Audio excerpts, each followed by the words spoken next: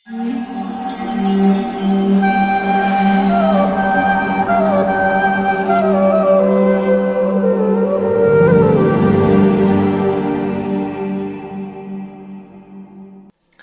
कृष्णा।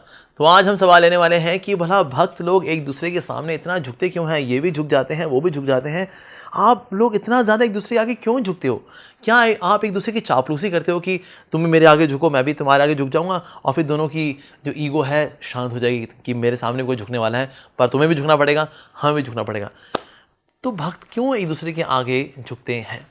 तो कुछ लोग नहीं झुकना पसंद करते कि सर कटा सकते हैं लेकिन सर झुका सकते नहीं। तो माय डियर, एक दिन आपका सर अवश्य कटेगा, क्योंकि जो लोग झुक जाते हैं वो ही आगे बढ़ते हैं। जैसे कि जो घास का तिनका होता है वो झुकना जानता है, तो इसीलिए वो तूफानों में भी ठहर जाता है, जिंदा रह पाता है, लेकिन दीवारें अक्सर टूट जाती हैं क्योंकि वो झुकना नहीं जानती।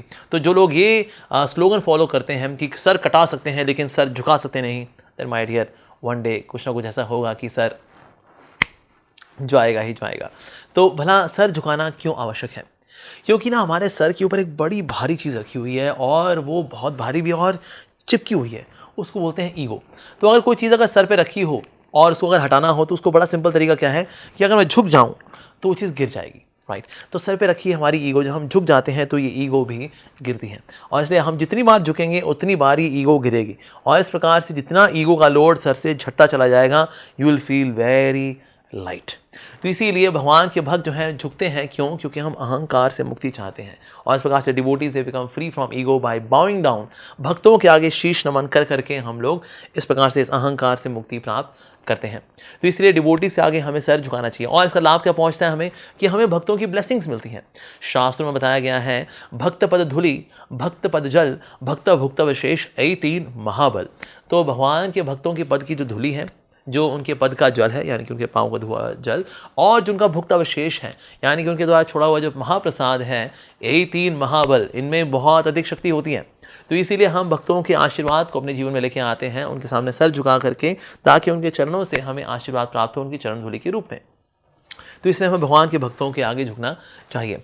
एक और सवाल ये आता है कि अक्सर हम देखते हैं कि भक्तों के तो सामने झुका जाता है, लेकिन भगवान को जो हम लेफ्ट में रख करके प्रणाम करते हैं, तो भगवान को ऐसे करके प्रणाम करते हैं, भक्तों को ऐसे रख के प्रणाम करते हैं। भला ऐसा क्यों?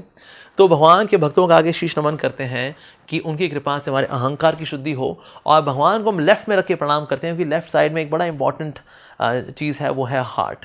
तो जब प्रभु मैं आपको प्रणाम करूं तो मेरा हार्ट जब पिघले आपके प्रेम में, तो पिघल करके आपकी ओर जाए। तो इसलिए हार्ट को मैं भगवान की तरफ रख करके प्रणाम करता हूं कि oh lord, this heart belongs to you. तो भगवान को प्रणाम करना और हृदय जो है भगवान को अर्पित करना, समर्पित करना, इस वैल्यू सिस्टम के साथ हम भगवान को लेफ्ट में रख के प्रणाम करते हैं। और बाकी जो 33 करोड़ देवी देवता हैं उनको हम राइट में रख के प्रणाम करते हैं, वैष्णवों को सामने रख के प्रणाम करते हैं, और जो भगवान है उनको लेफ्ट में रख करके हम प्रणाम करते हैं। Thank you very much for watching. Hare Krishna.